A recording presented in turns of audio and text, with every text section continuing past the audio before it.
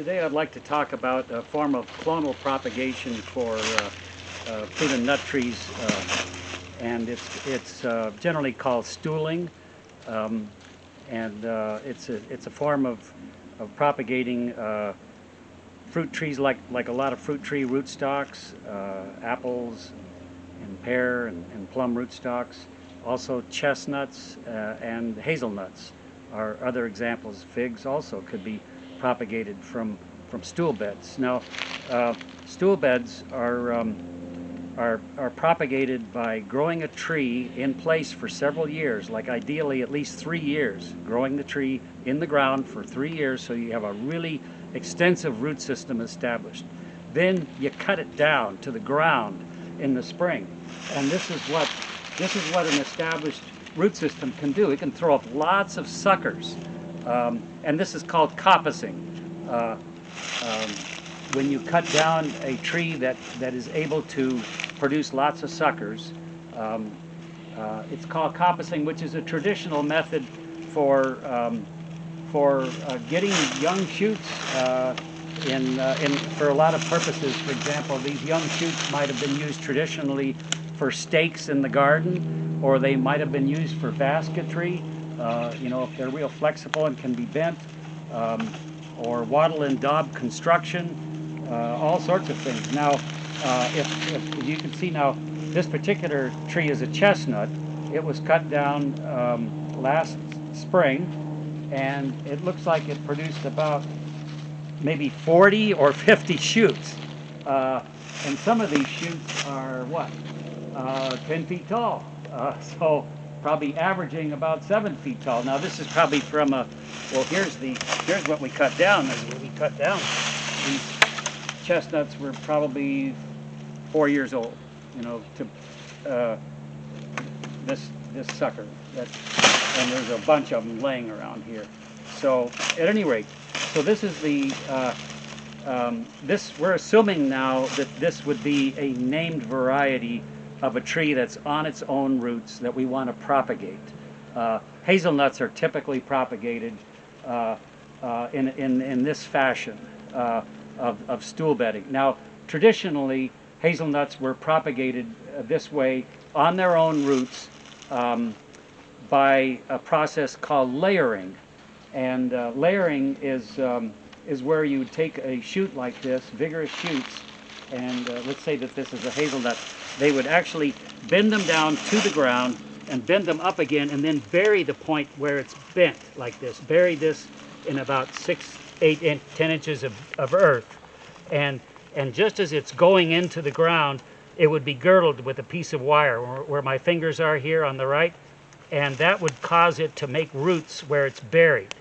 And so, and when you would buy trees like this, they would come with a base that would be like the bottom of an umbrella handle, with roots all over here. So you do this in the spring, and then by the fall you could separate it from the mother stool bed, and you'd have these independently rooted trees.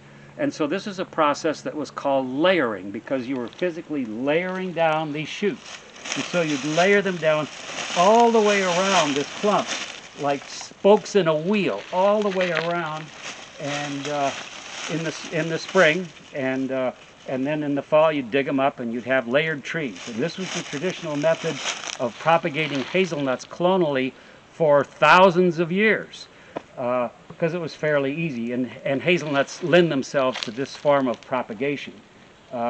Chestnuts not so much. Now in this particular instance, like this chestnut right here, is called Layeroka chestnut. This is a tree I planted. This is a seedling Layeroka chestnut. It's not a clone, it's just grown from the nut. Now, Layeroka was actually named by a nurseryman in Canada, Jack Gallatley, for its ability to layer. So that's how he was clonally propagating it, was by this process I just described, from a stool bed. Now, it's not the most ideal way of propagating. I prefer the process of stool bedding, which is taking advantages of the suckers from a coppice and rooting them without having to use such a large space and it's actually more effective than this traditional method. And so that's what we're going to look at now, is stool bedding. So this is an example of a hazelnut stool bed. I planted these trees. I planted the rootstock, the self-rooted Yamhill variety of hazelnut here about 3 years ago to get the root system really well established. Then in the spring we cut it down to the ground, flush to the ground. All the suckers that had come up were cut flush to the ground, and then what we did is we allowed, when the suckers were only about a foot tall in the spring, the new suckers that were coming up from the roots, brand new suckers, we mound layered it. And what we did basically is we just took some sawdust, alder sawdust, and piled it up around the suckers. But before we did that, we took a piece of wire, a fine piece of wire, and wrapped it tight around each brand new sucker that was only a foot tall. We wrapped it as tight. Now I've got some craft copper wire here that I got from a craft store. It's very fine wire. You could use that, or you could use even twist ties from a grocery store. Maybe removing the paper part, stripping that out, and just wrapping it twice right at the very base of the sucker. And we did that, so right where it's coming up from the ground is where we would wrap that. And what you're doing by doing that is you're concentrating hormonal growth that forces roots to start developing right above where the girdle was made. And probably should have brought out a pair of loppers here, darn it, or a saw. Some of these might be a little big, but I'm going to work away some of the sawdust from the roots here, just with my fingers, and we'll see what we've got.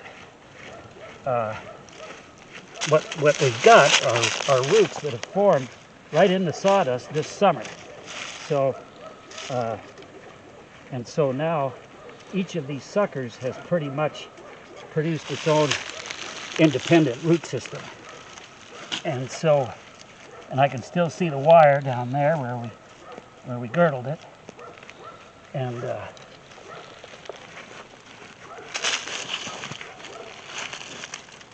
let's see what we've got here.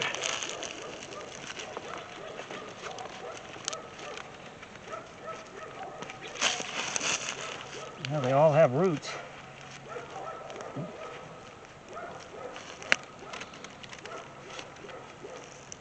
So hazelnuts want to naturally be a shrub. And their natural form is to throw up suckers every year. Commercial hazelnut growers will often herbicide the suckers. We're organic growers, so we mostly just either clip them or just leave them, actually, because if you're not growing the trees, by the 1,000 tree orchard, it's better to hand harvest the hazelnuts anyway. And for that, it's easier to harvest from suckers from multiple stem shrubs than it is from trees. So now I'm going to take my clippers out and I'm just going to cut this.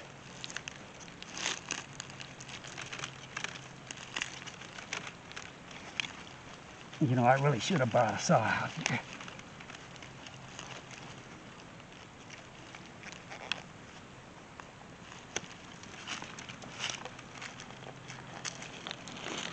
Follow the roots out.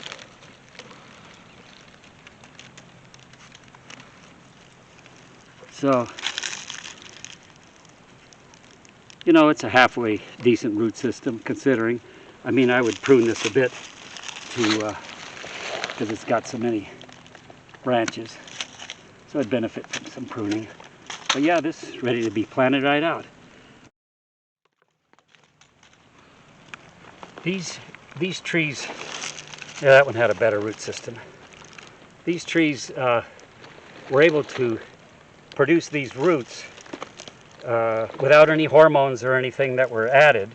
Although you can do that sort of thing, you could add rooting powders to the young shoots. But one of the keys to success is the fact that we did this with very juvenile material.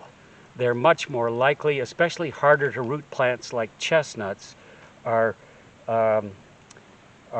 easier to root, to make roots if the new growth is just a few weeks old, if it's brand new shoots coming up in the spring. If you're using year-old suckers, you know, in that traditional layering, this process that I described earlier, they're much slower to root, much less likely to root well in one season. But this can be achieved in one growing season if you're working with juvenile material, new material.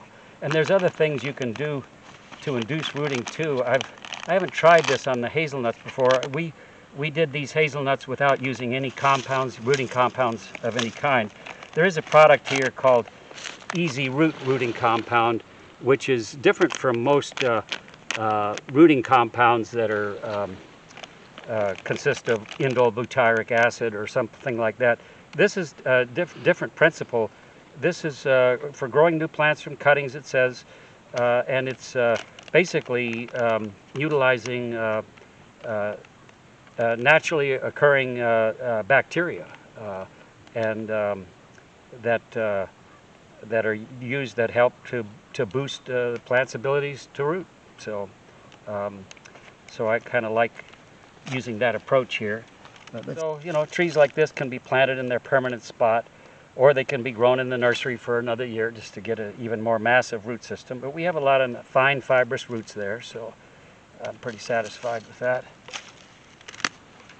Some of these, this one just kind of broke off right where the girdle had been made.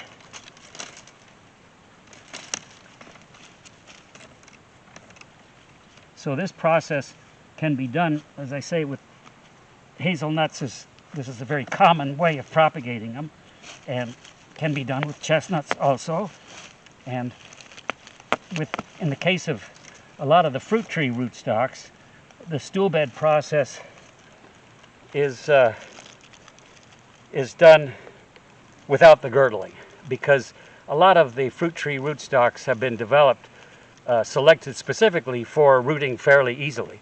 So in the case of like the common apple rootstocks that are used for dwarfing and semi-dwarfing apples, that was one of the things they selected for, was their easy ability to root. So they're basically establishing a good root system for a few years first, and then cutting them down to the ground every spring or winter. They throw up lots of new shoots then, and they're mound layered just with earth or sawdust, as with the new shoots that are coming up, because they root fairly reasonably, even without the wire girdling technique that we used here. These were all girdled with a fine piece of wire. You could achieve the same thing with a knife too, just cutting all around through the bark, but wires a little faster. At any rate, so this is clonal propagation of hazelnuts from a stool bed. We used in this case just an old cardboard box, which pretty much disintegrated, using plastic pots. These are a little small really, but maybe ideally more like 10-gallon size pots with the bottoms cut out could achieve the same effect, or just any kind of material to hold in sawdust, earth, or whatever the rooting media is going to be.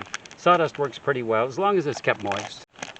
So once the root system of the stool bed is established, this can be done year after year after year for, you know, generations really. They'll throw up suckers every year, and lots of them, and you know, you can just continue to harvest them year after year as 1 year or 2 year material.